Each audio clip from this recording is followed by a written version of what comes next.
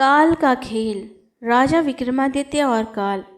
विक्रमादित्य एक बहुत ही पराक्रमी, विद्वान, प्रजापालक तथा परोपकारी राजा थे।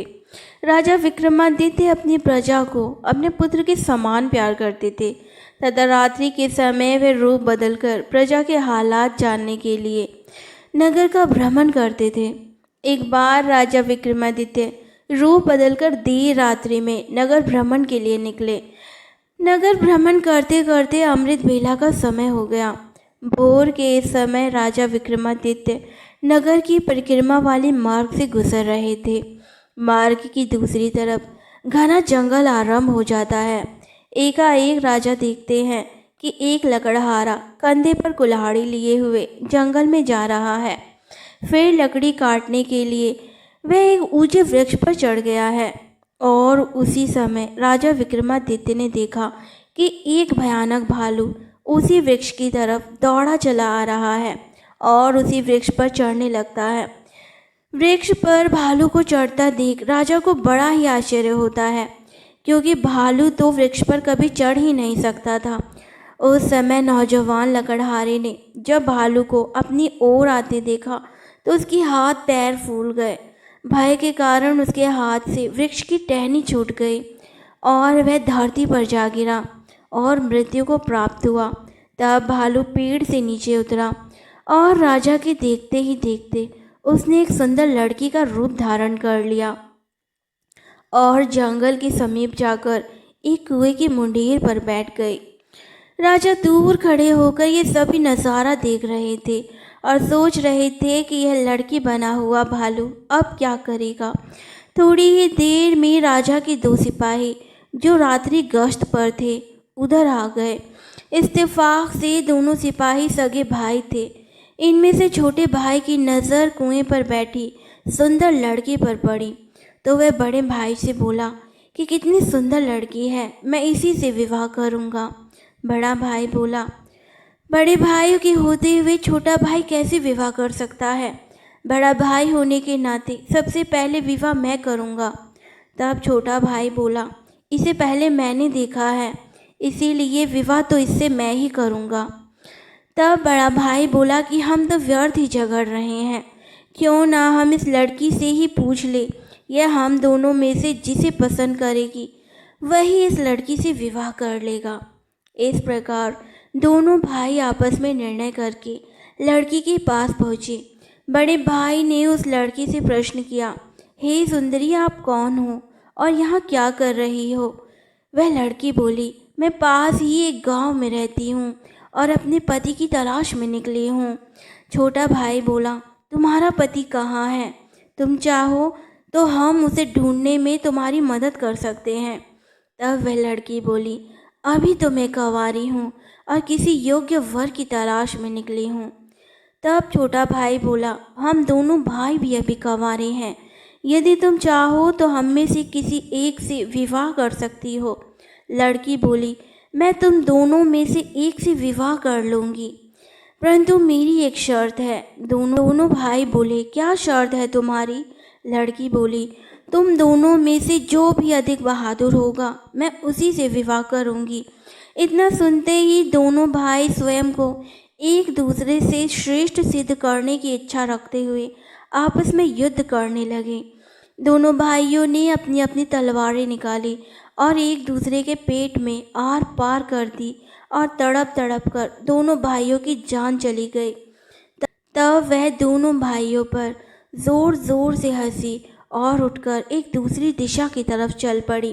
विक्रमादित्य सोचने लगे कि यह लड़की एक छलावा है, अब क्या करेगी। ऐसा सोचते सोचते राजा विक्रमादित्य भी उस लड़की से थोड़ी दूरी रखते हुए उसके पीछे चलने लगे।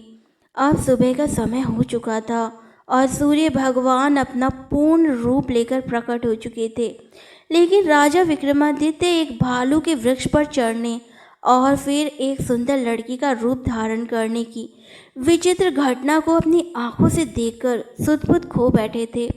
अब उन्हें राजपाट, भूख प्यास के बारे में कुछ भी ध्यान न रहा। उनमें केवल एक उस रहस्यमय लड़की के विषय में जानने की जिज्ञासा थी। अतः राजा विक्रमादित्य उस लड़की से उचित दूरी बनाकर उसका पीछा करने लगे। पीछा करते करते वे लगभग 200 कदम आगे चलने के बाद राजा विक्रमादित्य के विस्मय की सीमा न रही, क्योंकि राजा विक्रमादित्य ने उस लड़की को भालू से एक सुंदर लड़की का रूप धारण करते हुए देखा था। वह लड़की अब एकाएक एक जहरीले नाग का रूप धारण कर चुकी थी। वह जहरीला नाग अब बड़ी ही तेजी से आगे बढ़ने लगा। कुछ दूर आगे एक नदी के पास पहुँचे और राजा के देखते देखते ही वह नाग नदी में कूद पड़ा। नदी में एक नाव चल रही थी जिसमें 30-35 लोग सवार थे। अब वह जहरीला नाग उस नाव की तरफ बढ़ने लगा। सम्राट विक्रमादित्य किनारे पर खड़े होकर ये सब नज़ारा देख रहे थे। देखते ही देखते वह जहरीला नाग उस नाव में कूद पड़ा। जैसे ही नाव में बैठे सभी लोगों ने उस नाग को देखा तो नाव में भगदड़ मच गई और सभी लोग अपनी जान बचाने के लिए पानी में कूद पड़े। जो लोग तैरना जानते थे उन सभी लोगों ने तैर कर अपनी जान बचा ली और नदी के बाहर निकल गए, और जो लोग तैरना नहीं जानते थे वह लोग पानी में डूब गए और मर गए। अब वह नाग नदी से बाहर निकला और नदी के किनारे किनारे आगे बढ़ने लगा। सम्राट विक्रमादित्य भी उसके पीछे पीछे आगे बढ़ने लगे। कुछ दूर आगे जाने के बाद एक बार फिर से राजा विक्रमादित्य आश्चर्यचकित हो गए, क्योंकि उस नाग ने फिर से एक बार अपना रूप बदल लिया। अब की बार नाग ने एक ब्राह्मण का रूप धारण कर लिया था। राजा विक्रमादित्य ने सोचा कि इस रहस्यमय प्राणी के विषय में जानकारी लेने का अब उचित अवसर है, क्योंकि अब यह एक निर्बल वृद्ध ब्राह्मण के रूप में है। इसके बारे में सुगमता से पूछ सकता हूँ। यह सोचकर राजा विक्रमादित्य उस ब्राह्मण की तरफ बढ़ने लगे। अब राजा विक्रमादित्य बड़ी ही तेजी के साथ चलते चलते उस वृद्ध ब्राह्मण के पास पहुँच गए और उसे हाथ जोड़कर प्रणाम किया। वृद्ध ब्राह्मण ने भी हाथ उठाकर अभिवादन स्वीकार किया। राजा विक्रमादित्य ने उस वृद्ध ब्राह्मण से प्रश्न किया, आप कौन हैं? तो वह वृद्ध ब्राह्मण बोला, तुम्हें दिखाई नहीं देता मैं एक ब्राह्मण हूँ। राजा बोला, आप असत्य बोल रहे हो, आप ब्राह्मण नहीं हो। वह बोला, तो तुम ही बता दो मैं कौन हूँ। राजा बोला, तुम वह नहीं हो जो नजर आ रहे हो। वह बोला, तुम्हें इससे क्या लेना देना, अपने काम से काम रखो और अपना रास्ता नापो। राजा बोला, मैं सच्चाई जाने बिना आपका पीछा नहीं छोड़ूंगा, आपको सच्चाई बतानी ही पड़ेगी। वह बोला, मैंने तुम्हें बताया तो मैं एक ब्राह्मण हूँ। राजा बोला, आप मुझसे झूठ बोल रहे हैं। मैं आपका तब से पीछा कर रहा हूँ जब आप भालू बने हुए थे। उस समय आपने उस नौजवान लकड़हारे को मारा था। फिर आपने एक सुंदर लड़की का रूप धारण किया और दोनों सिपाही जो सगे भाई थे उन्हें एक दूसरे के हाथ मरवा दिया। फिर आपने एक नाग का रूप धारण किया और नदी पार कर रहे नाव में बैठे यात्रियों को आपने नदी में कूदने पर विवश किया और उससे वे मारे गए। अब आपने एक वृद्ध ब्राह्मण का रूप धारण किया है।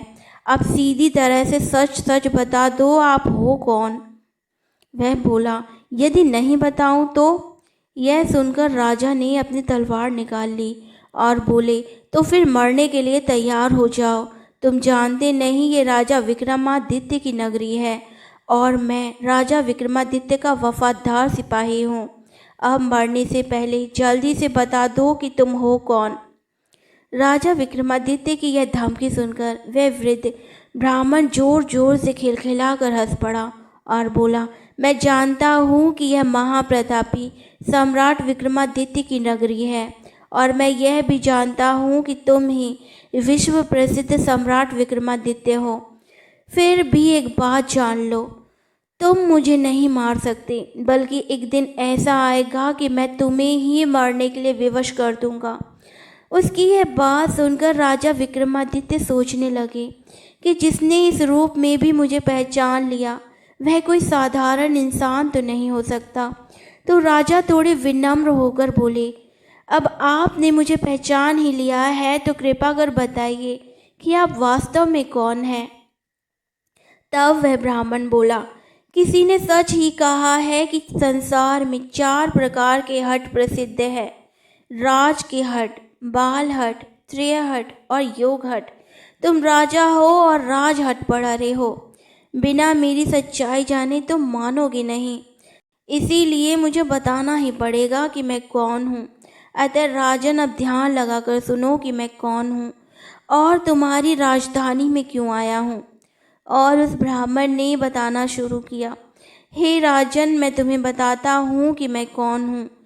जो भी मैं बताऊँ एक एक शब्द ध्यान लगाकर सुनना। मेरा नाम काल है।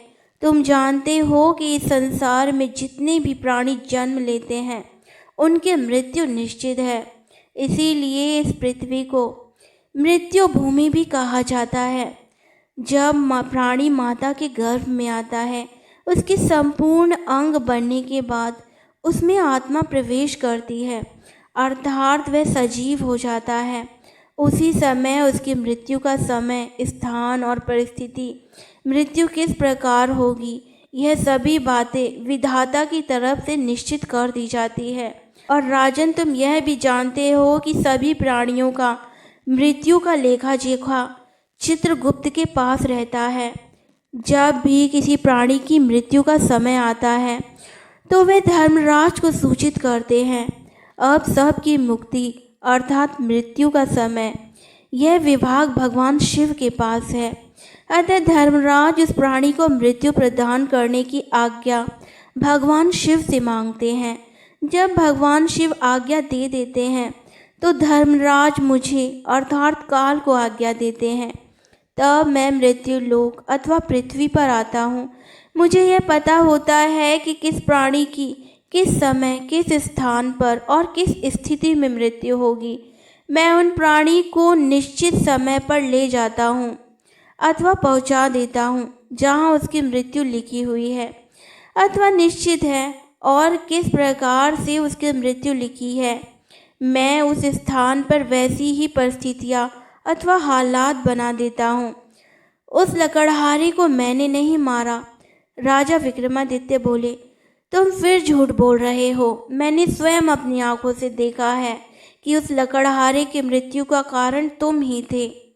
वृद्ध ब्राह्मण बोला, बेशक कारण मैं बना था, लेकिन सांसारिक लोग यही समझते हैं कि लकड़हारे की मृत्यु वृक्ष से गिरकर रक्षिका टहनी टूटने के कारण हुई है, और फिर मुझे तो मृत्युदेव धर्मराज के आदेश का पालन करना ही पड़ता है।